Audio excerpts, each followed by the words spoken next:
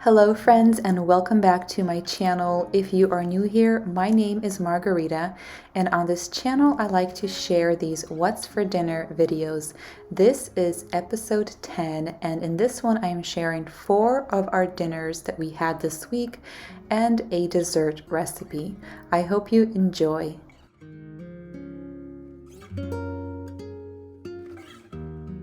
We started the week with fried chicken tenders and some homemade mac and cheese, and both of these recipes will be linked down below for you. I'm using a little over 2 pounds of chicken tenders. I'm going to need some buttermilk, paprika, salt, and pepper. I am going to start off by marinating my chicken tenders. I'm pouring about 1 cup of buttermilk, season it with salt, pepper, paprika, and garlic powder. I'm going to stir everything together and refrigerate it for a few hours, or you can refrigerate it overnight.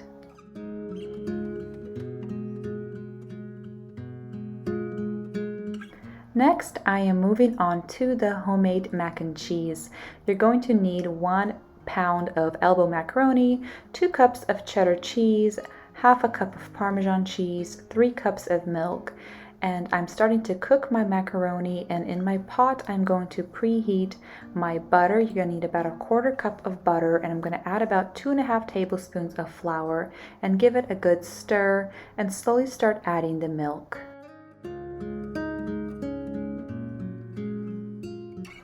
Once my milk is in the pot, I'm going to add my cheese, and I'm going to keep stirring it until all of the cheese has melted. I'm going to season the sauce with some pepper and garlic salt. Once my cheese has melted, I will drain the pasta and add it into the cheese sauce. Give everything a good stir and transfer the macaroni and cheese into a casserole dish. I will bake this at 350 for about 30 minutes.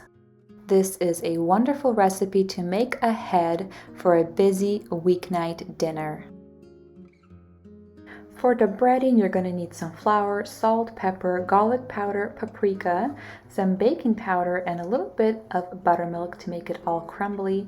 I am just dredging my tenders in the flour mixture, and I'm going to fry this on low to medium heat.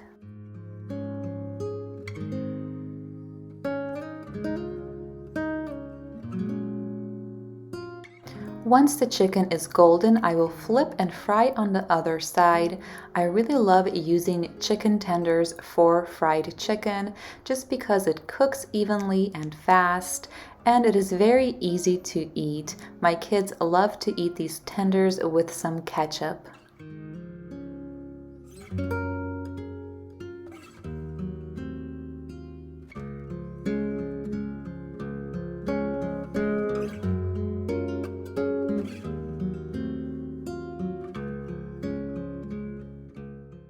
For the sides, I am steaming some broccoli, and I'm also going to heat up 2 cans of corn. I just add about 2 tablespoons of butter into the corn, some salt and pepper, and just microwave it.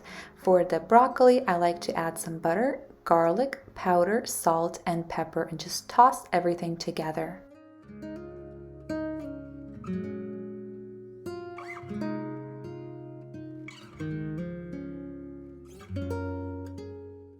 So this is what Sunday's dinner looked like. Definitely a family favorite.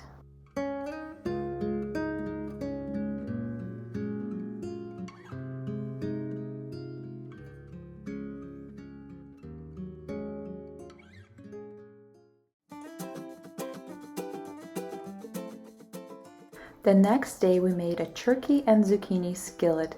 This is a very fast and easy and delicious meal to make. Start off by browning 1 pound of turkey. I season the turkey with salt and pepper. Once the turkey has been cooked, just remove it from the skillet, and into the skillet add your veggies. For veggies, I'm using zucchini, 1 bell pepper, 1 onion. Just saute it and then season it with salt, pepper, paprika, oregano, and basil.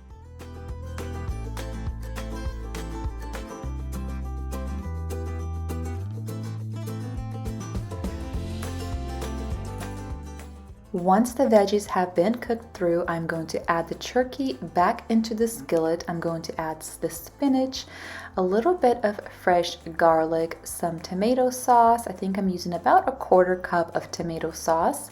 I'm going to stir everything together until the spinach is wilted, and I'm going to serve this over some jasmine rice.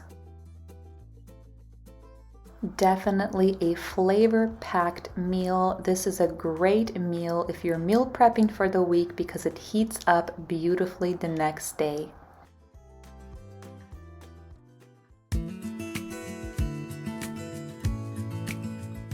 The next day I made beef tips in gravy, and wow, this was such a mouth-watering dish. Definitely going on our recipe rotation. I am preheating a Dutch oven on medium heat with some avocado oil, and I am cubing up about 2 pounds of a roast into stew cut pieces. I'm going to saute the meat until it is browned. I like to season my meat at the beginning of cooking. I just used salt and pepper, stirred everything together, and just kept stirring it as it was browning. Meanwhile, I am chopping up 1 large onion that I will also need.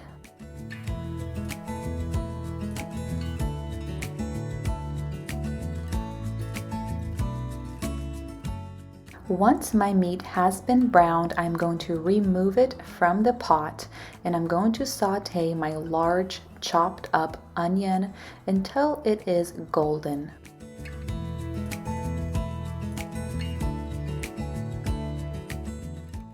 Once my onion is golden, I'm adding the meat back into the pot along with 1 can of French onion soup and 1 can of beef broth. I'm also adding about 1 tablespoon of Worcestershire sauce along with some salt, pepper, and a bay leaf. I'm going to stew this on low heat for about 2 hours. After 2 hours, the meat is very tender. There is a lot of liquid. I'm going to thicken the liquid into a gravy. I'm using about 1/3 cup of water, 3 tablespoons of cornstarch, just stirring it together and adding it into the meat. I'm going to stir the meat together, and I'm going to let this simmer and thicken up. For the sides, I just made some mashed potatoes and steamed broccoli.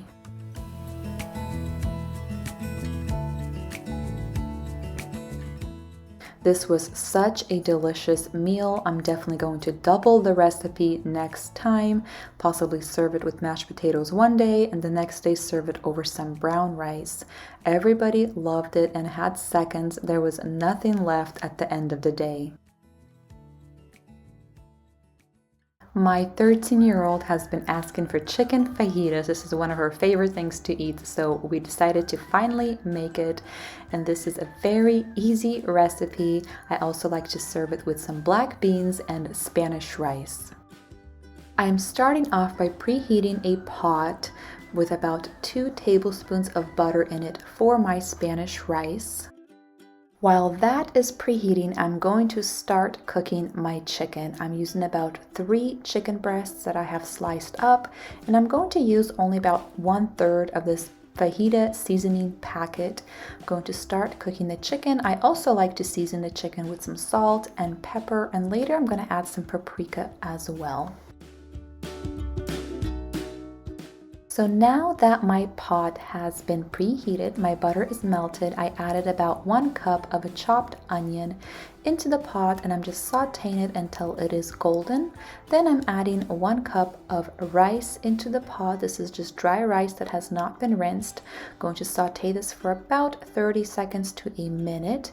After that, I'm going to add about 1/4 cup of salsa. Since the salsa is spicy, I'm going to add a little bit of tomato sauce to sweeten it. After everything is mixed together, I am adding 2 cups of water, 1 teaspoon of salt, and I'm going to cook it as you would cook rice on low heat for 20 minutes. So while the rice is cooking, I'm still cooking my chicken.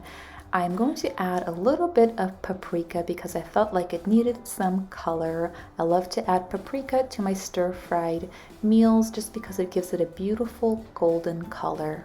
Once the chicken has cooked through, I'm going to remove it from the pan, and then I'm going to saute my veggies.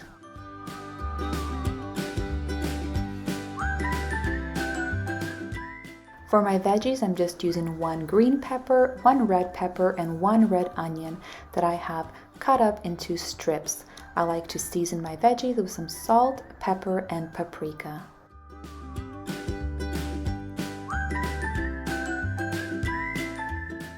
Once my veggies have been cooked through, I'm going to add the chicken back into the skillet, stir everything together, and this is ready to serve.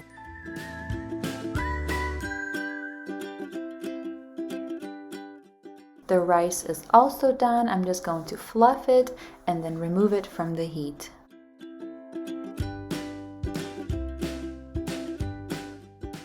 So this is what dinner looked like. Some of us like to make some rice bowls with the rice, beans, and chicken on top. Some of us like to eat the chicken and veggies in tortillas with some sour cream and just have the rice and beans on the side.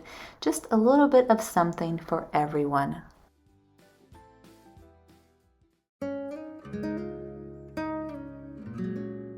For dessert, I made some raspberry thumbprint cookies. I love these with my afternoon cup of tea. They're very simple to make. You just need 1 cup of softened butter. I didn't have any softened, so I'm just using the microwave. You just want to heat it until you can poke your finger through, but not melted. In my stand mixer, I'm just adding the butter and the sugar, and I'm going to cream it together. Then I'm just adding the vanilla extract and the almond extract and the flour. This is a very simple recipe, and I will link it down below for you.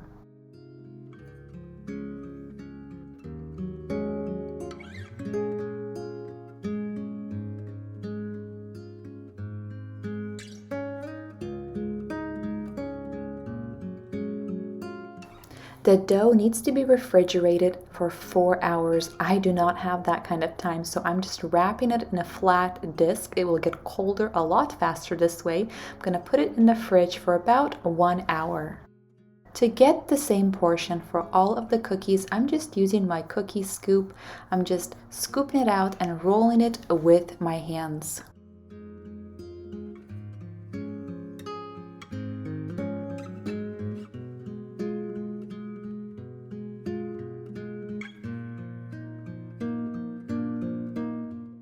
Once all of my cookies are rolled out, I'm just going to stick my thumb into them and make a little indentation for the jam. And if they crack and break, you can just fix them easily by pinching the sides together.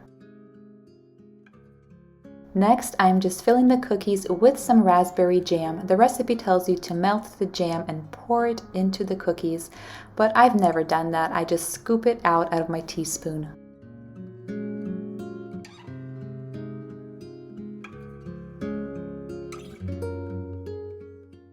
I'm baking these at 350 for about 14 minutes. The recipe also calls for a glaze that is to be drizzled over these cookies, but I do not like making that because I feel these cookies are sweet enough and they do not need any more sugar. I cool these on a cooling rack and then I transfer them into an airtight container. I really hope you guys enjoyed this video, and if you did like it, please give me a thumbs up. Thank you so much for watching. I hope you guys all have a wonderful day.